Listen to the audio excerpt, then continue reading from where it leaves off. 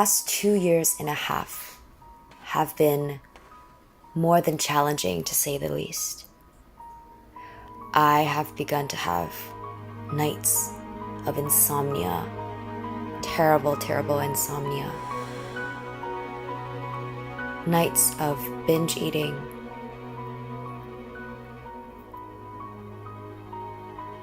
Nights of loneliness, plagued by a sense of, what am I doing here? What's in store for me? Is there anything in store for me? My angels, why have you forsaken me? Where is the miracles that you have promised? Where are they? I cannot see them. I cannot sleep. I am always hungry, but I'm hungry in my soul. I am disgusted and disheartened with myself, with what's become of me, with my mind. I am scared. I have become scared of myself. I have started to loathe myself more and more. I remember seeing a light in my eyes. I no longer see that. My self-image has dipped low, low, low. Like throwing a pebble into a well and listening for its drop, but you never hear it.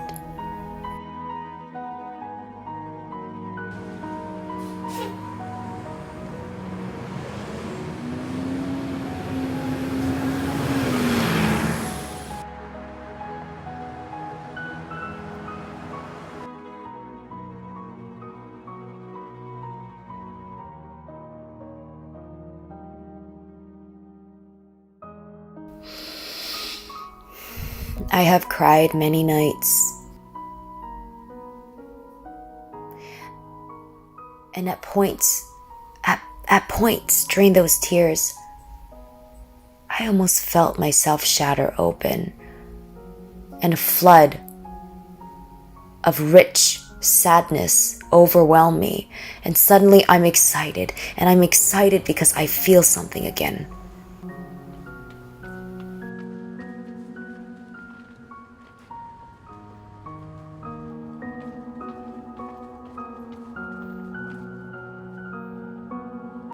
I feel something.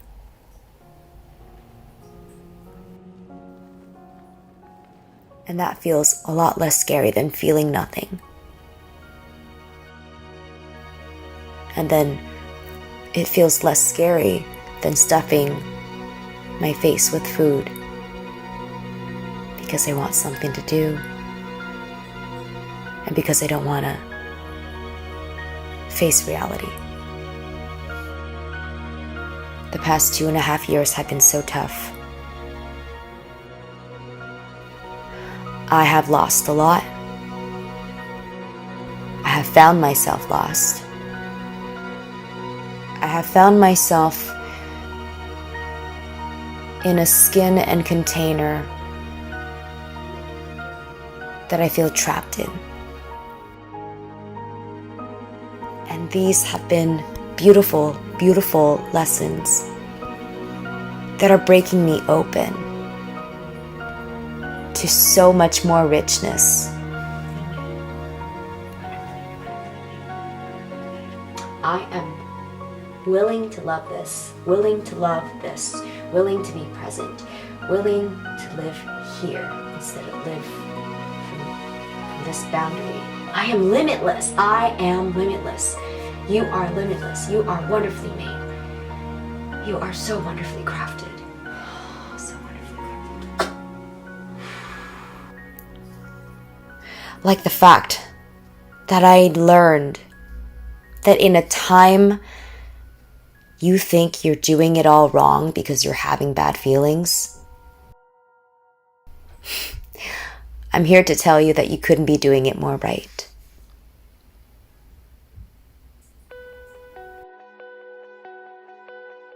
You are wonderfully made, wonderfully crafted, wonderfully calculated and detailed. You are made by God. You are limitless. From here, oh, you are limitless. You are limitless. Limitless, limitless, limitless. The skin and the teeth are beautiful. Wonderfully crafted. Perfect, perfect, perfect.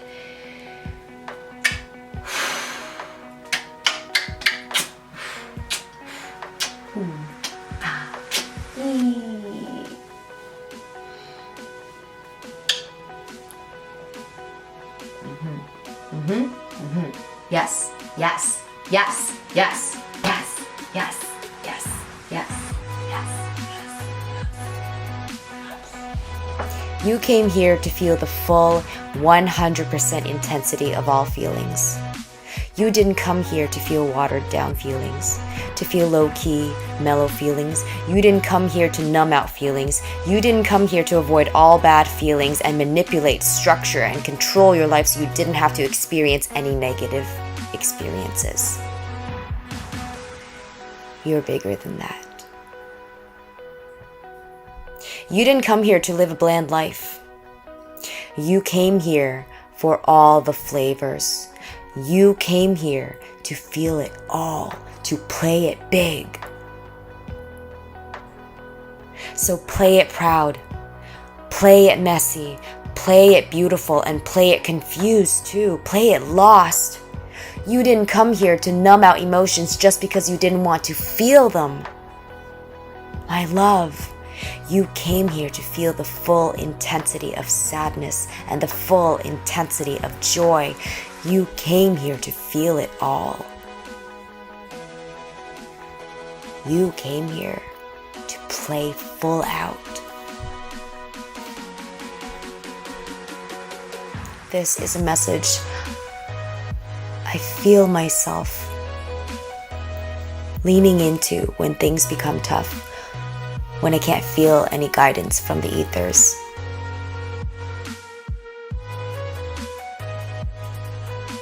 There will always be moments of bliss within the depression. That I have found to be true. In one moment, I am in tears, crying, sobbing, broken, inconsolable. In the next moment, I could find myself feeling delighted that I could feel something. I could feel something. I could feel something. And that brought me ecstasy. It reminded me I was alive. And what if the point wasn't to feel motivated or happy or inspired all the time? What if you just showed up and let go of the thinking you have around the resistance that's present? What if instead you surrendered to the experience that's living through you at that moment?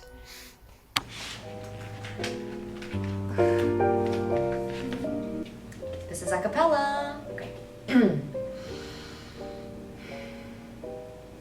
Part of me is anybody there, because if everybody's here, I want to thank you all for coming to the wedding. I appreciate you going even more and meeting with stuff. I love better things to do, and not a word of it to Paul. Remember, Paul, you know the man I'm going to marry, but I'm not, because I swear I wouldn't ruin anyone as wonderful as he is, anyone as wonderful as he is. But I thank you all for coming to the wedding. I forgot the lyrics. Do you know the song, Yafa? No, but I heard it. Pardon me, is anybody there? Because if everybody's there, I want to thank you all for coming to the wedding, and I appreciate you going even more. But you must have lots of better things to do, and not a word of it to Paul. Remember, Paul, you know the man I'm gonna marry, but I'm not, because I swear I wouldn't ruin anyone as wonderful as he is. But I thank you all for coming. But I thank you all for the gifts and the flowers. Thank you all. But now it's back to the showers. Don't tell Paul, but I'm not getting married today.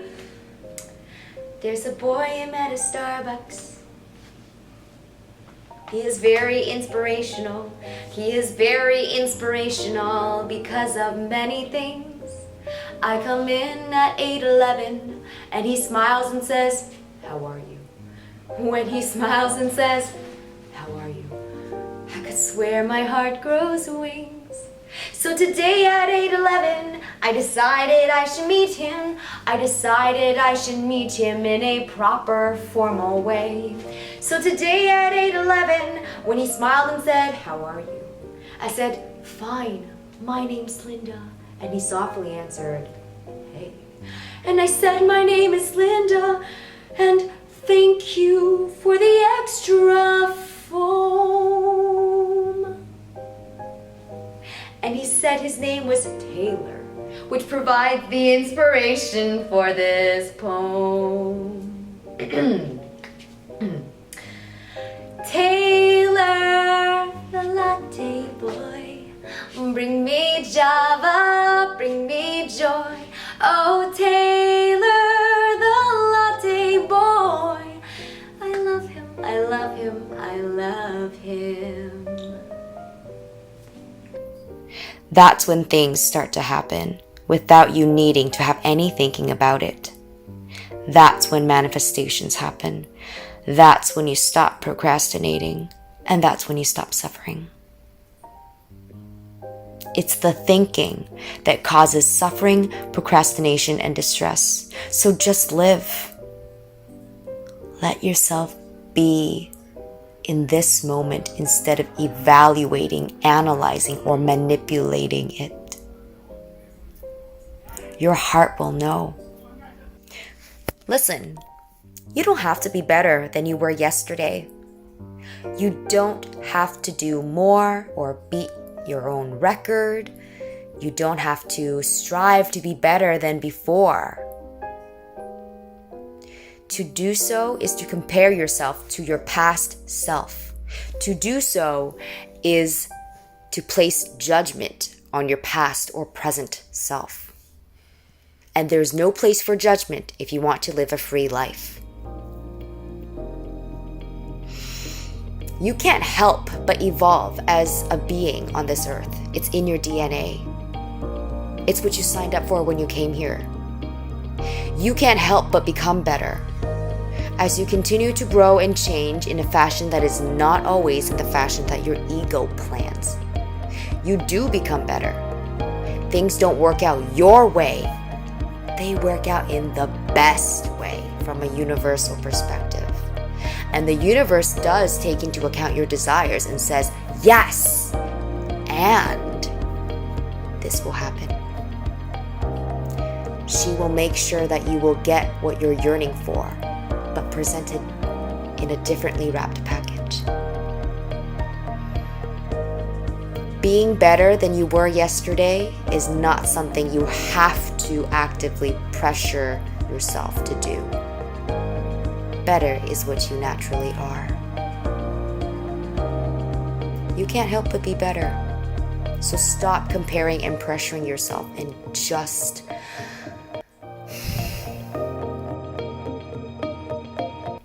live.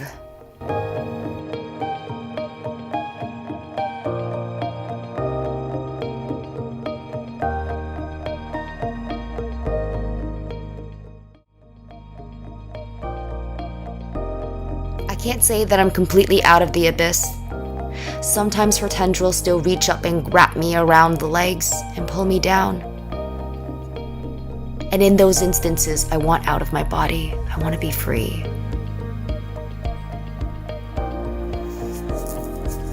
But A Course in Miracles says, I am not a body. I am free. I am free if I remember where it come from, and that's from the divine. And if the divine created beautiful places like waterfalls, like the stars in the sky, if Source created the beauty in them, Source also created me. That very same energy that lives in the beauty of animals, in the beauty of nature, in the beauty of the celestial skies, is the very same Source that also created me. We are not apart. There are moments of bliss within the depression. These past few months, some moments of bliss have also blossomed.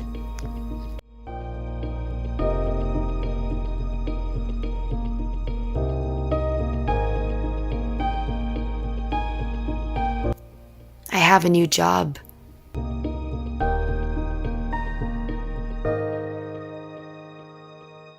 It's somewhat promising. It's in a field where I get to have the social connections that I crave. I'm so ready for social nourishment, for soul food, not physical food, which will never satisfy my appetite and will only add to the heaviness I feel in my body. I have been rejected from many jobs that I was overqualified for. Now, looking back, thank goodness they lost me. I know the universe has a better place for me. My body has changed, and so I've gotten a few new clothing. I am nervous and excited. And nervous and excited. And if you ask me tomorrow, I just might be nervous or excited all over again. I've met a few new acquaintances.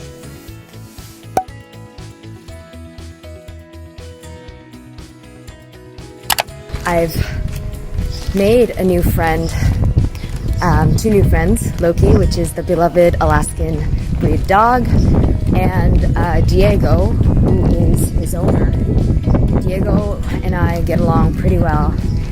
He's Spanish, his entire family is Spanish, and we talk on our walks, which is about 5 times a week, about everything.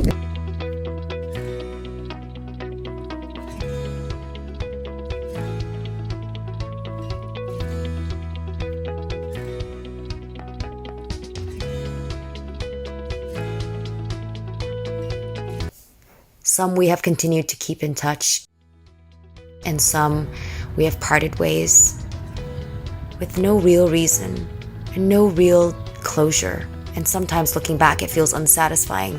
But I know that not all chapters have a perfect ending with all the loose ends tied. And the sleep, boy, have I gained a new appreciation for sleep. Any night I do get sleep, I feel a great sense of gratitude. I am humbled. I am deeply, deeply, deeply humbled. At the end of the day, I must remember where I came from. I must remember my purpose, my greater purpose.